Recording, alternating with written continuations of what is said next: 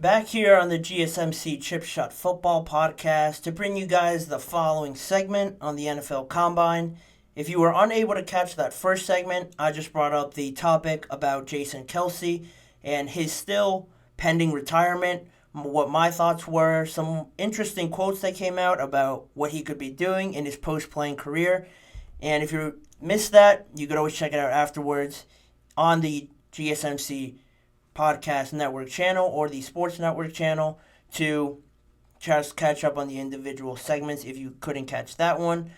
But saying that, I will be moving on to the NFL Combine. It officially started today with coaches, executives, teams all going down there, meeting up in Indianapolis and getting this whole process started with the Combine and, all the drama, all the news that breaks, all the rumors that just get produced from everybody in the footballing world, kind of culminating at this spot in Indianapolis.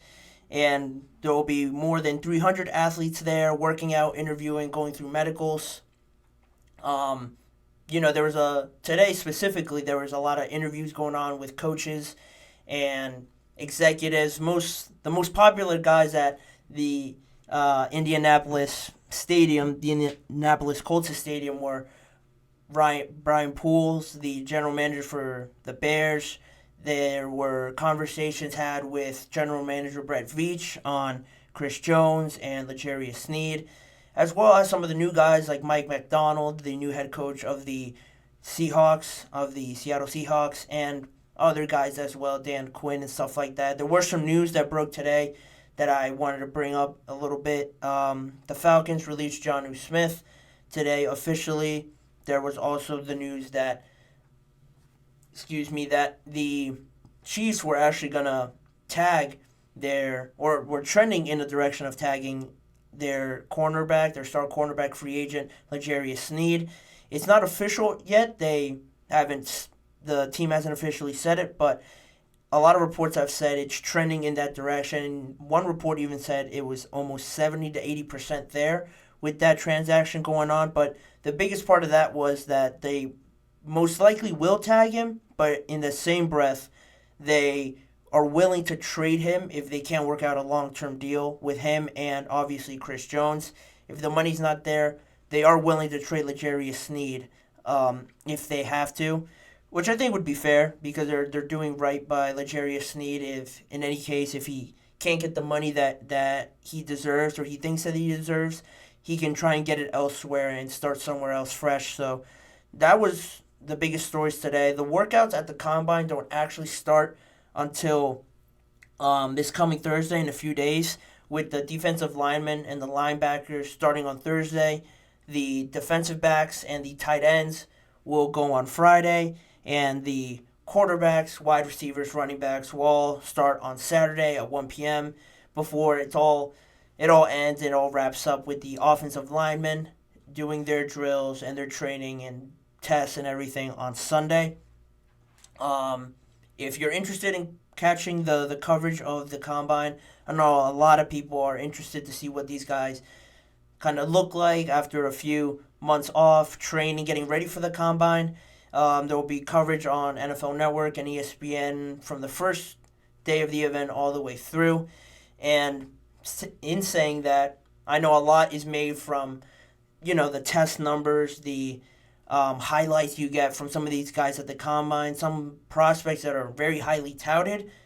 A lot of them, or maybe some of the biggest ones, aren't going to be there, or they're going to be there, but they're not going to be testing, which is a shame for the fans that want to see them, see how they're looking, what's the update on them, do they post any freakish times that will make headlines everywhere and raise their stocks. A lot of times you get these guys that are very highly touted, very likely to go in the top picks of the first round, don't usually participate in the drills. Some of them not testing at the Combine are wide receiver Marvin Harrison, Caleb Williams, the quarterback from USC, Jaden Daniels, are some of the bigger names that aren't testing at the Combine. I also remember seeing Malik Neighbors. He won't be testing. But some of them, like Marvin Harrison, aren't expected to do any testing at the combine, but will be there for the interviews, the media side of things as well. Same with Caleb Williams. Won't be testing at the combine, but will be there for meetings and interviews. Same could go for Jaden Daniels. On the other side of that, J.J. McCarthy, Bo Nix, Michael Penix, all plan to throw at the combine, and as well as Rome Odunze from Washington. He also plans to test for the wide receivers at the combine. And I think that makes sense. And I think one thing that kind of sticks out to me when I'm thinking about this, Odunze, Malik Neighbors, and Marvin Harrison are probably the top three receivers on anybody's draft board. And, with Marvin Harrison not testing, Malik Neighbors not testing, it makes sense. It's logically reasonable to do that because, Marvin Harrison in every mock draft has been drafted inside the top 5. So, if everyone already thinks that, everyone already has him there, what does he have left to prove? How much more can he raise his stock? That kind of makes sense for me. But on the other side, with Malik Neighbors also not testing, it kind of brings me to my point where you get Rome Odunze testing, and he's highly touted as well. He's very talented, had a great performance in the playoffs, and just really the whole regular season for Washington, that when I'm comparing them, if I'm a general manager and I see Odunze testing at the combine and then I don't see these other two guys at the combine, just my recency bias will have Odunze, at least for me, raised almost above Malik Neighbors. Maybe not Marvin Harrison if you don't want to go that far, but just based on recency bias, and if he tests really well, post some crazy numbers that a lot of people weren't expecting and maybe just surprises a lot of people, I think that will just be fresh in everybody's head. And at that point, it's almost like he's taking advantage of this opportunity. Not that he has to, because a lot of people still have him in the top half of the first round for the draft coming up in late April, that he could raise his stock ahead of those guys, and then that only benefits him. It might hinder Marvin Harrison and Malik Neighbors a tad. They might drop below him, but you never know when it comes to the draft. All these little things that might not seem important, it might seem logical for Harrison, Caleb Williams, Malik Neighbors not to test, but some of these little things, at least they're going to be at the combine, but some of these other little things do make a difference, I believe, in some general managers' minds and some executives, some coaches, because you always see these big surprises at the draft, and everyone's always left wondering, how did this guy go above this guy? How did Mac Jones fall all the way to 15? How did Baker go number 1 overall? Stuff like that. How did Tua go ahead of Joe Burrow or actually not Joe Burrow, but how did just those kind of scenarios? Everyone always wonders how those sort of things happen. I believe it kind of leads back to some of these little actions that people might not think of, but do instead make a big impact on some of these coaches and people making these decisions, that it makes sense for Marvin Harrison and Neighbors not to test, but they'll get another opportunity to do it at their pro day and things like that. Caleb Williams' pro day set for March 20th, and Jaden Daniels, who's also not testing, his pro day will be March 27th.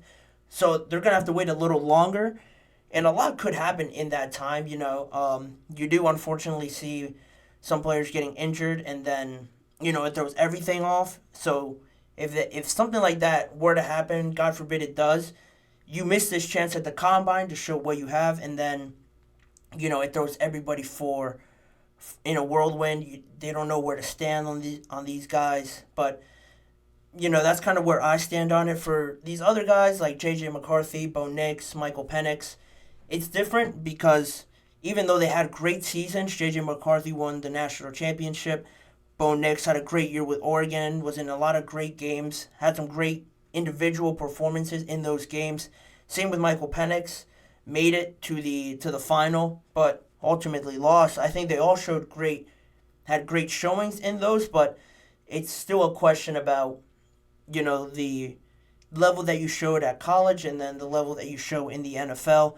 There's a lot of questions around maybe J.J. McCarthy's arm strength, his ability in the NFL. He's not the biggest of guys, and people will still want to see how he tests.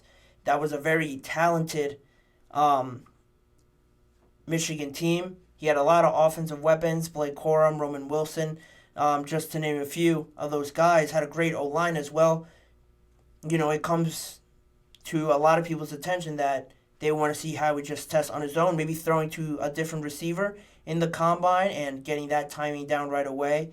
How sharp his arm is, the accuracy. When everybody's watching, it gets kind of, if you do watch the event, it gets pretty quiet and just, they're in the stadium by themselves. There's not a lot of people there, and it gets very eerily quiet. And, I think if I went there, I think that might get to me a little bit, just how everybody's looking at you. You can hear probably everything whenever anybody makes a noise. Those sort of things, people just want to see where they're at. Obviously, with the interviews and the meetings, stuff like that, people want to get a good gauge of where these players stand at because, teams gamble a lot on these players, and everything comes into account at this time of the year. Obviously, with the combine, with everybody being there, the trade rumors are always going to be there. It's a good place for trades to go down. Last year, it was where the Bears made the trade with the Panthers at that number 1 overall pick, where they got DJ Moore back, and the Panthers got the number 1 pick, received Bryce Young, and, the rest is history. Nothing has gone down yet. They've asked the general manager of the Bears, Ryan Poles, a lot about Justin Fields and stuff like that, but, he kind of said it jokingly that he has no groundbreaking news to drop today on everybody, so he sort of apologized for that sarcastically, and I'm sure they're going to ask him a lot more about it going forward. It's a big topic, and I'm sure a lot of people will want to know and ask him what he thinks on all these other quarterbacks and stuff like that. Ask the quarterbacks what they think on these teams, but nothing on that end so far. One last nugget here before I wrap up this segment. There were a lot of coaches that I found out were not attending the combine in the time I was researching this topic, and some of those guys included some pretty big names: Sean McVay, Matt LaFleur, Mike McCarthy, Robert Saleh might show up later in the week. He said a maybe, and Kyle Shanahan will all not be there. I just thought it was interesting because I saw Mike McCarthy wasn't going to be there, and I thought, okay, that's maybe one of 2 coaches. But when I saw the entire list, I thought it was pretty surprising just because, like I mentioned, it's a great opportunity to go get to know these players, and a lot of them tune in for meetings and stuff like that. And it's all virtual now. If you want to meet with these guys, interview them, have the media availability, they could do it virtually now. They don't have to go there and be there. But it is interesting because a lot of these guys, the Rams, the Packers, the Cowboys, the Jets, the 49ers, aren't picking high enough where some of these guys might be available. And even the biggest guys available, the highest touted prospects, aren't going to be testing. So you kind of see that from that point of view, but other than that, I think at least I wouldn't want to miss an opportunity to get to know or talk to in person some of the other guys, the later round guys that might not get the headlines, but could be a huge pick in the later rounds of the draft, 3rd, 4th round. I think it's a good opportunity to do that, get to know them. But, one thing I saw that was brought up on this topic, just to close it out, was that they are in Indianapolis. They are these high-profile people now. If you're the head coach of an NFL football team, they are like celebrities. So a lot of people will come up to them, and there is that hassle of getting to and from the stadium each day, being there the entire time. It's a lot. If you're trying to relax away from football in the downtime, it's hard with people just constantly going up to you. Some coaches don't want to deal with that, and that's completely fair. I just thought it was a interesting thing to bring up here, something that I didn't really know the amount of coaches missing out on this. But I'll put a pin on that. I'm sure I'll talk about more about the combine in these next few days, but it is just kicking off, and it is just the excitement is building around that, and the just attention to the combine is building, as well as the attention on Russell Wilson and his comments that he made on a podcast about his future and potentially winning a few more Lombardis just casually for Russell Wilson. All that and more after I send it to a quick break. I'll break down exactly what he said and why he feels so strongly about that and why it could be possible with some teams, why I think he might be crazy. All that and more coming up after this short break.